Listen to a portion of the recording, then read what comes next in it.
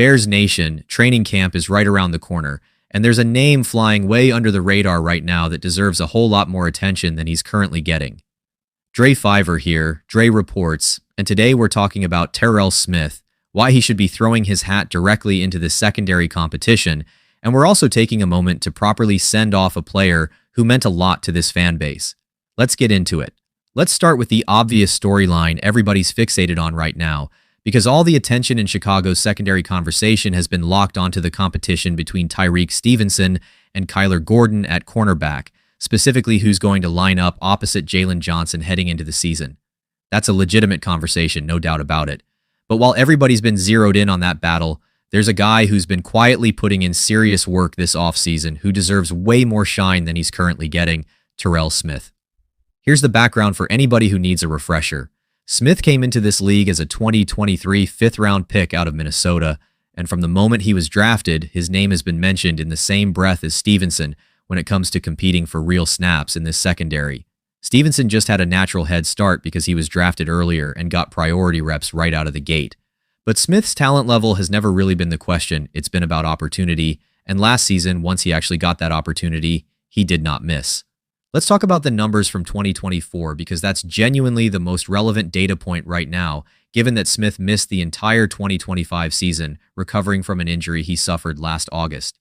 In 2024, he suited up for 14 games, logging 19 tackles, 1 interception, and 4 passes defended. Now on the surface, those raw counting stats don't exactly jump off the page, but you've got to dig a little deeper here, because his real opportunity didn't come until later in the season, specifically after a rough outing from Stevenson against Washington that fans in Chicago remember all too well. Before that point, Smith had barely sniffed the field, playing just a single defensive snap and sitting inactive for 3 separate games. But once he got pressed into duty after that stretch, everything changed. He was suddenly logging roughly 23 snaps per contest, and he actually hit a season-high 47 snaps against the Vikings in Week 12. And when he got his first real start in place of Stevenson down in Arizona in Week 9, a game this team honestly should have won given the circumstances, Smith looked like a completely different caliber of player than his draft slot suggested. He posted a 91.4 coverage grade from PFF in that game, and even came away with a pass breakup. The eye test matched the analytics too. This was a guy who looked like he genuinely belonged out there. Then he followed that up with an interception against the Packers in Week 11. Now, if you just look at his season-long PFF ranking in isolation, 134th out of 223 qualifying corners across 207 total snaps, that number doesn't look particularly impressive at first glance. But once again, context matters enormously here, because that overall ranking gets dragged down by a small sample early in the season before he really found his footing. The real signal is what happened down the stretch, specifically in Week 18 against the Packers, where you genuinely saw the caliber of player Smith was becoming. He held opposing quarterbacks to a 63.8 passer rating across 121 coverage snaps of hype around what looked like a genuine head-to-head battle between Smith and Stevenson for the starting job opposite Jaylon Johnson. That competition never really got to play out the way everybody expected because injuries scrambled the whole equation, and other names like Nahshon Wright and Nick Morrow ended up stepping into bigger roles by necessity. Smith kind of became the forgotten man in that shuffle through no fault of his own performance-wise, but based on everything we're seeing right now heading into this offseason, I think he's fully ready to make his case again in 2026. There was a short clip that recently circulated, barely under a minute long, showing Smith putting in serious work this offseason, and honestly, it told you everything you need to know. His movement looked completely fluid, completely smooth, and his conditioning looked right where it needs to be heading into a pivotal training camp. He appears to be in fantastic shape, fully recovered from that injury that cost him the entire 2025 season, and that matters enormously given how much turnover this secondary has actually gone through.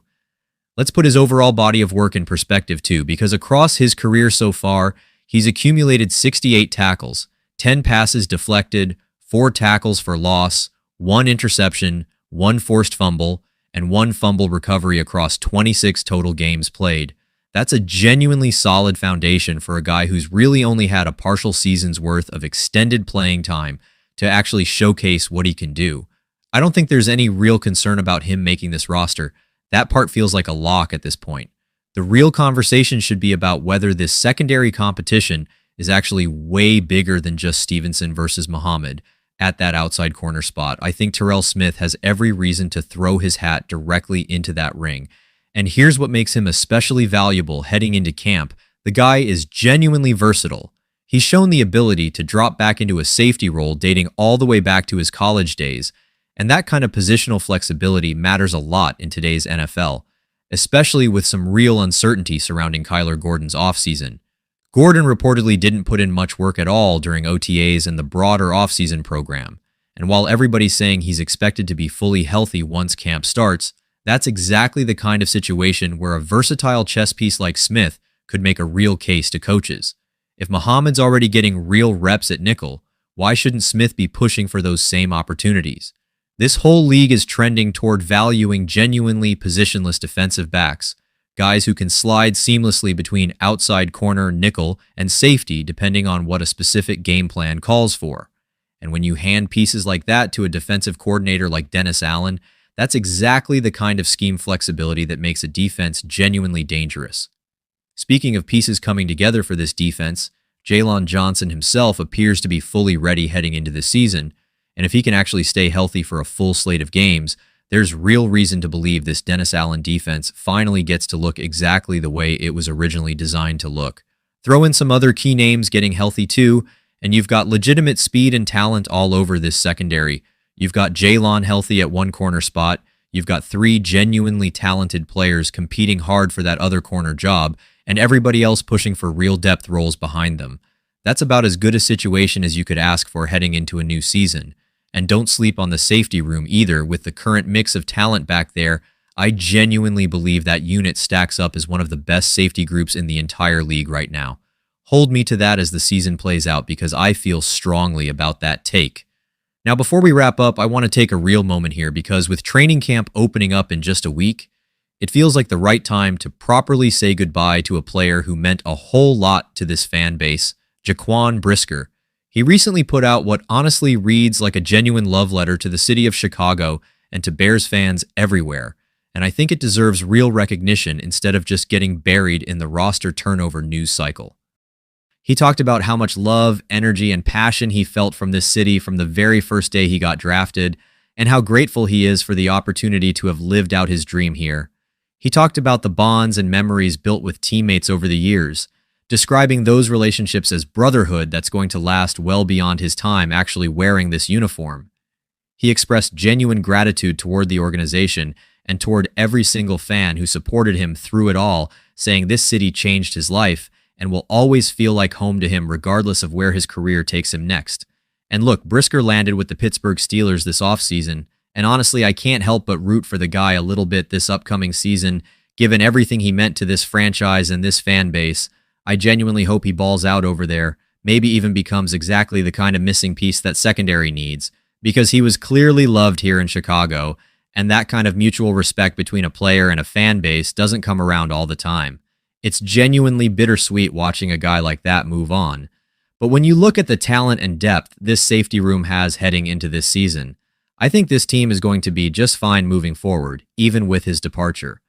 Let's dig a little deeper into why that Arizona start actually matters so much in the bigger evaluation picture, because I don't think enough people appreciate just how difficult it is for a young defensive back to step into a starting role cold, with almost no live reps building up to that moment, and still perform at a near elite level.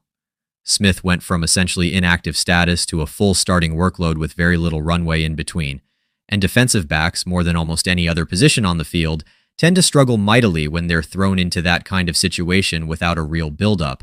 Coverage assignments require timing, chemistry with the guys around you, a real feel for how opposing offenses are trying to attack you specific to that week's game plan. Smith didn't have the luxury of easing into that process. He got thrown in and delivered almost immediately, and that tells you something meaningful about his football IQ and his ability to process information quickly under pressure, not just his raw physical tools. And I think that connects directly to why his 2024 season deserves a much more generous read than a surface-level box score suggests. A lot of fans and even some analysts look at counting stats first, and 19 tackles with 1 interception across 14 games doesn't scream breakout player at first glance. But defensive back evaluation, especially at cornerback, has moved well past just counting tackles and picks a long time ago. The PFF efficiency numbers, the coverage grade specifically, the passer rating allowed in coverage, those are the metrics that actually tell you whether a corner is doing his job at a snap-by-snap level, regardless of whether the ball happens to come his way enough times to rack up gaudy counting stats. And by that measure, Smith was performing at a genuinely elite level down the stretch of that season, which is exactly the kind of signal teams should be paying attention to heading into a contract and role-defining training camp. Now let's talk about what this actually means for how Dennis Allen might deploy his personnel this season, because I think there's a real schematic argument here beyond just Smith deserves more playing time. Modern NFL defenses, especially under coordinators who've had real success building multiple front looks and disguise coverages, thrive on having defensive backs who can be moved around without a drop-off in performance. If Smith can legitimately play outside corner, nickel, and safety at a competent level, that gives Allen the ability to disguise coverages before the snap in a way that genuinely confuses opposing quarterbacks. You can show one look, rotate into something completely different after the snap, and force a quarterback to process all of that in real time instead of comfortably diagnosing the defense from the huddle.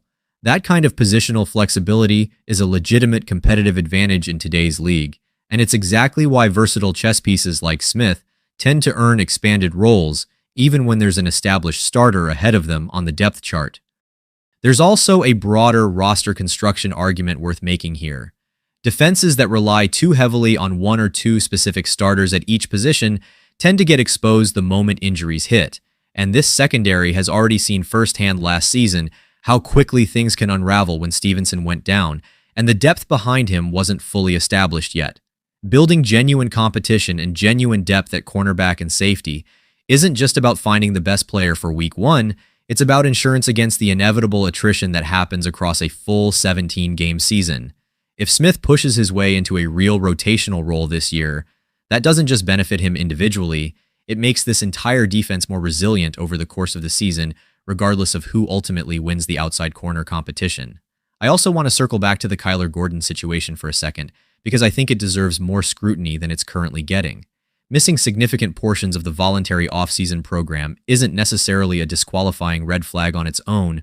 Plenty of veteran players skip voluntary work for a variety of legitimate reasons, but combined with existing uncertainty about his conditioning and his ability to stay on the field consistently, it does create a real opening for somebody else to make a case for expanded nickel reps. And if Smith is healthy, in shape, and clearly building on real positive tape from 2024, that's exactly the kind of situation where a coaching staff has to at least seriously consider giving him that opportunity rather than defaulting to established pecking order out of habit. Now let's spend a little more time properly honoring Jaquan Brisker's departure, because I don't think a brief mention does justice to what he actually meant to this organization.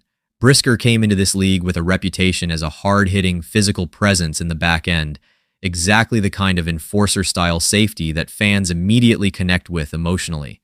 There's something about a safety who's willing to fly around and deliver a genuinely physical brand of football that resonates with a fan base in a way that pure coverage specialists sometimes don't get the same credit for.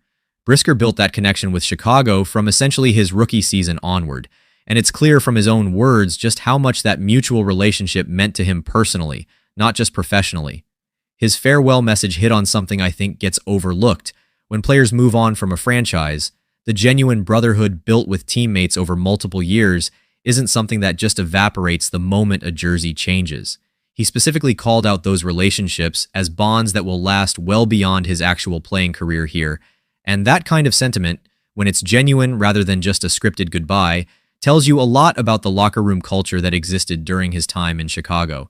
Players who genuinely bond like that tend to talk about each other publicly for years after they've all moved on to different teams, and I wouldn't be surprised if Brisker stays closely connected to a lot of his former Bears teammates regardless of geography going forward.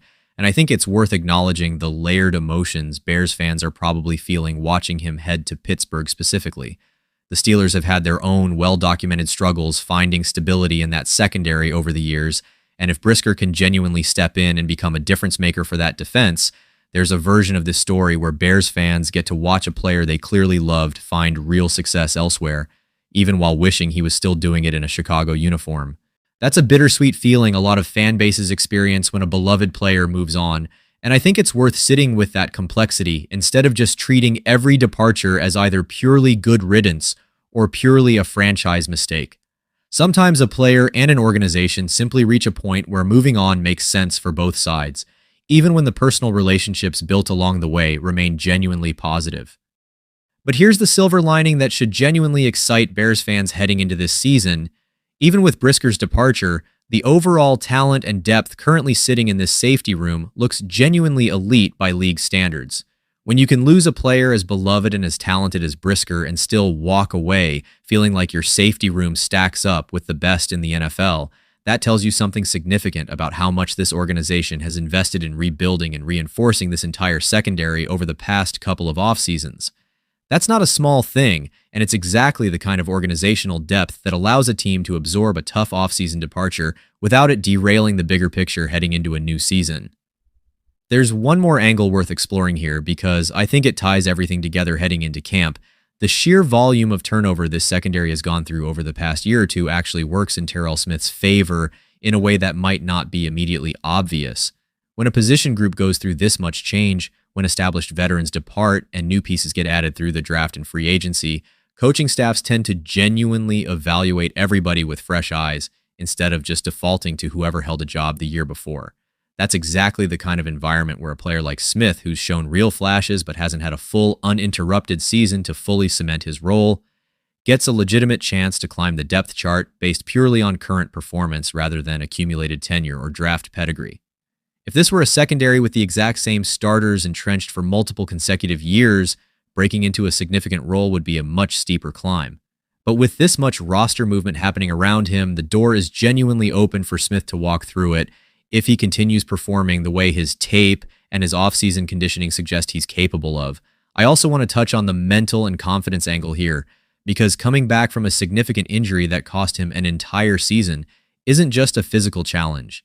It's a real psychological one too.